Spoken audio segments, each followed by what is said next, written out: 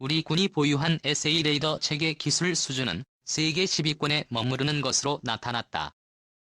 방위사업청은 그동안 한국형 전투기에 탑재하기 위한 레이더 기술을 미정부에 거절당한 이후 10년 내 개발할 수 있다고 설명해왔지만 사실상 불가능한 것 아니냐는 비판도 나오고 있다.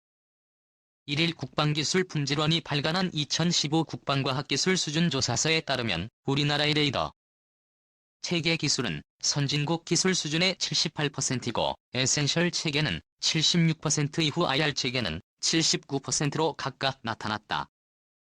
레이더 체계 기술 수준은 2010년 75%에서 2012년 79%로 올랐다가 올해는 78%로 떨어졌다.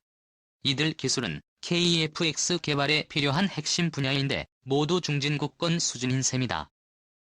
특히 선진국이 쓰인 레이더 개발을 지속적으로 추진하면서 지난 2012년보다 선진국과의 기술 수준 격차가 더 벌어진 것으로 평가됐다. 또 KF-X의 핵심 기술인 전자전체계 분야도 선진국 대비 76%로 세계 10위의 중진국권 수준으로 나타났다. 항공기와 무인기를 포함한 항공우주 분야와 감시정찰 분야에서는 한국의 기술력이 각각 78%로 상대적으로 수준이 낮았다.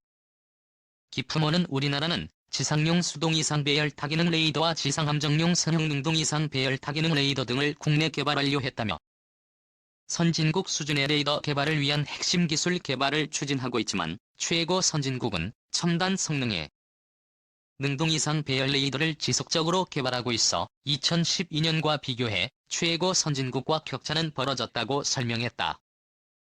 기품원은 우리나라는 기동함정 무인기 방공 및 유도 무기 등에 적용 가능한 주요 센서 개발 경험을 보유하고 있다면서 야간의 미세한 광원을 식별해 전기 신호로 바꾸는 미광 증폭 기술을 적용한 3세대 증폭관을 개발한 최고 선진국과 비교해 2012년보다 격차가 벌어졌다고 말했다. 국방부 산하국방과학연구소 주관으로 개발 중인 한국형 전투기의 눈에 해당하는 핵심 장비인 다기능 이상 배열 레이더 신제품이 나왔다. KTF-X 장비 중 가장 고난도 기술이 필요한 에이스인 레이더 개발에 첫발을 뗐다는 데 의의가 있다. 방위사업청은 13일 ADD 주관 아래 KTX 에이스인 레이더 실제 개발 업체인 한빛 시스템이 에이스인 레이더 입증시를 만들었다고 밝혔다. 입증시제는 에이스인 레이더 하드웨어의 국내 개발 능력이 있는지 검증하기 위해 만들었다. 입증 취지를 토대로 KTX 기체 앞부분에 실제로 장착하는 탑재 시제가 개발된다. 에이스인 레이더 입증 시지를 만든 것은 KF-X의 국내 개발 가능성을 두고 한창 논란이 일던 2015년 11월 국회 국방위원회가 에이스인 레이더 개발에 위험 관리를 위해 개발 능력을 중간 점검해야 한다고 지적한 데 따른 것이다. 입증 시즈는 에이스인 레이더 하드웨어 중에서도 안테나와 전원 공급 장치로 구성됐다. 안테나는 송수신 모듈 1000개급으로 최근 1차 성능 점검을 마쳤다. LED는 안테나를 DRM으로 조밀하게 채워 목표치에 근접한 상태다.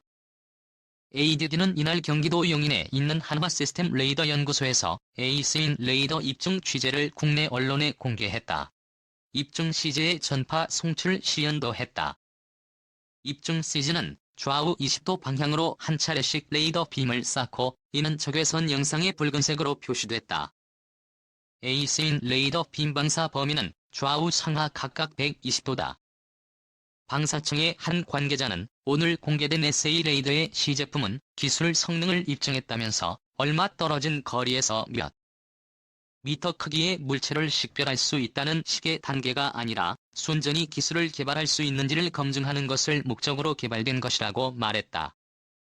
에이스인 레이더는 우리 공군의 기존 전투기들이 장착한 기계식 주사배열 레이더와는 달리 전투기의 방향을 바꾸지 않고도 레이더 빈방 사각을 조절하며 광범위한 전장 환경을 실시간 감시할 수 있다. 동시에 탐지 추적 가능한 표적이 수백 개에 달하는 것으로 알려졌다. ADD는 오는 9월 에이스인 레이더 입증 시제를 이스라엘 방산업체 델타사로 보내 송수 신장치와 결합하고 지상 비행시험을 통해 2차 성능 점검을 할 예정이다. 이 과정에서 델타사의 선진 레이더 기술을 습득할 것으로 분석된다. ACL 레이더 입증 실패를 토대로 탑재 시즌을 만드는 과정은 KTX 기체에 맞게 안테나 등의 크기와 무게를 줄이는 것이 핵심이다. ADT는 AC인 레이더 하드웨어 시제 제작과 별도로 비행 환경에서 운용하는 소프트웨어를 개발하는 작업도 진행 중이다. AC의 레이더 공대공 모두 소프트웨어 개발을 위한 지상 시험을 마무리한 데 이어 공군 수송기 10시 30분에 위치에 장착해 수행하는 비행 시험을 준비하고 있다. 공대지 공대해 모두 소프트웨어 개발 업체 선정에도 착수했다.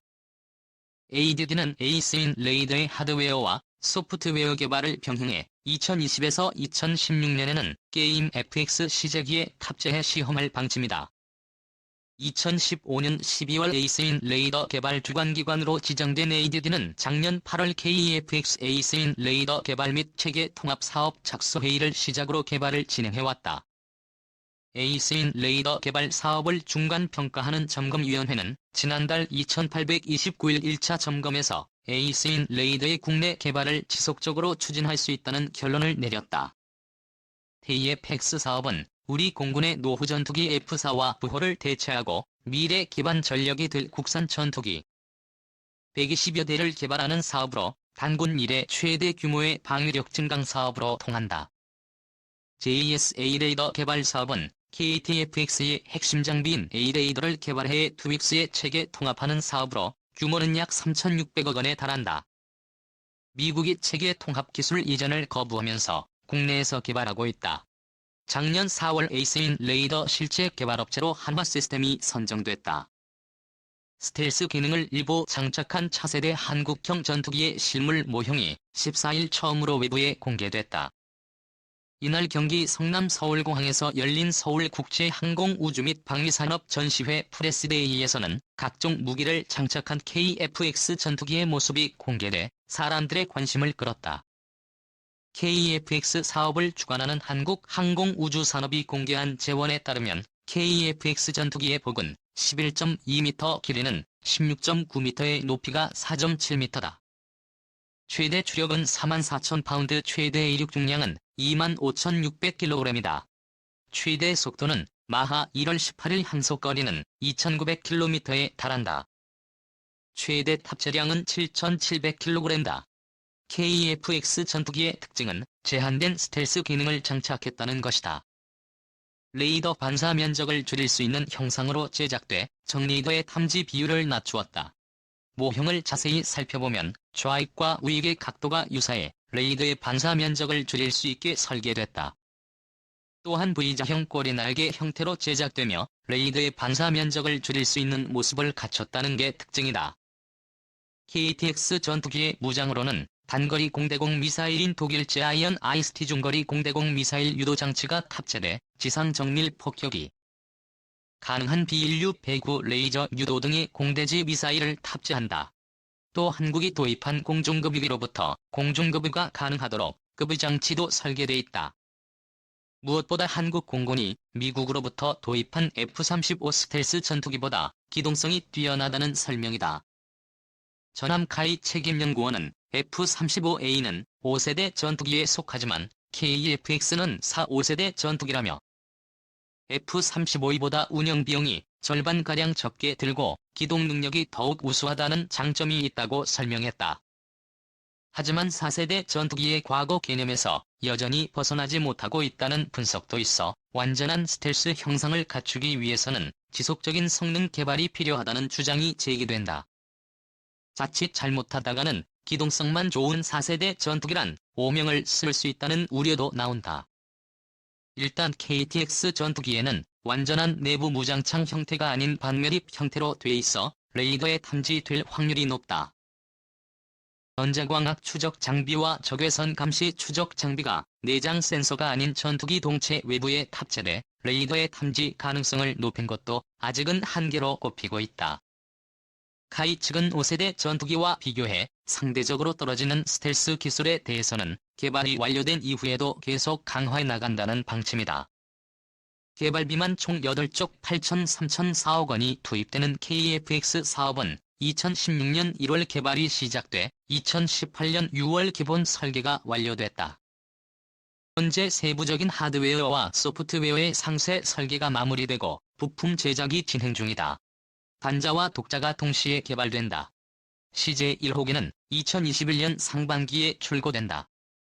이어 2022년 상반기 초도 비행시험을 시작해 2016년까지 개발을 완료한다는 게 군 당국의 계획이다.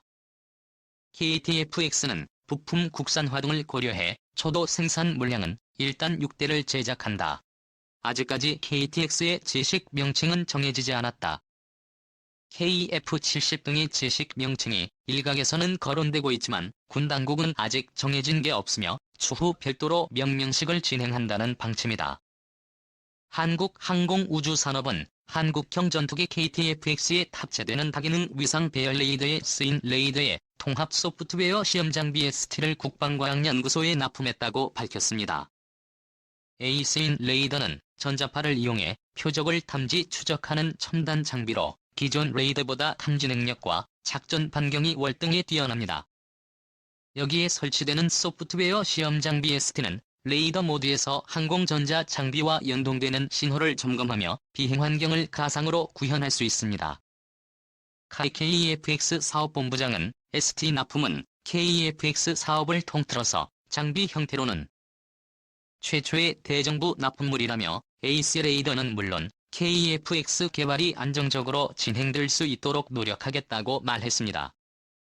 2016년 7월부터 시작한 새 레이더 개발은 다음 달 상세 설계 검토 회의를 거쳐 내년 8월 KTX 시제기 탑재용으로 납품될 예정입니다. 카이는 에이스 레이더를 탑재한 KFX 시제기로 2022년 초도 비행에 착수할 계획입니다.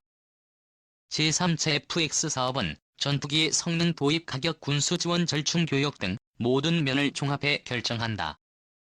과연 몇 세대 전투기가 A 학점을 받고 차기 전투기로 선정될 것인지 궁금하지 않을 수 없다. 차기 전투기 도입 사업이 진행되고 있다.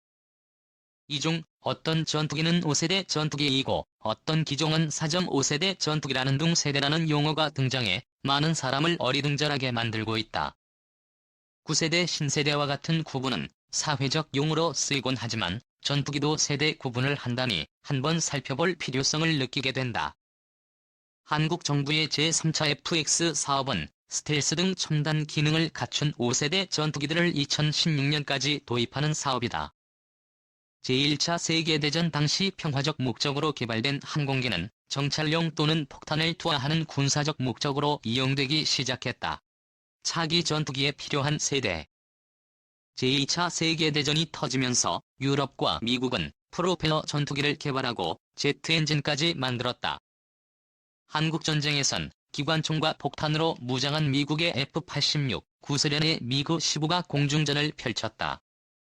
이때의 제트 전투기를 통상 1세대 전투기라고 부른다. 한국전쟁 종료 후 프랑스, 미국, 구소련은 초음속 제트 전투기 개발에 열을 올렸다.